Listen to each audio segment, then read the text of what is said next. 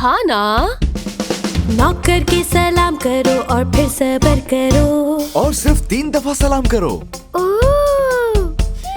खिड़की से मत झांको, थोड़ा सब्र करो।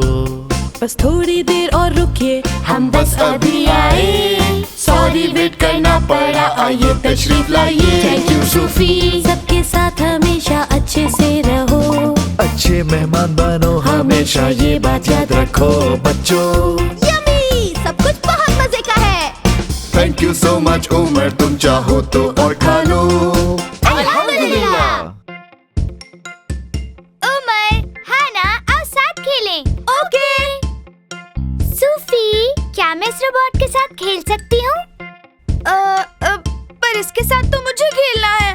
पर मुझे ये चाहिए।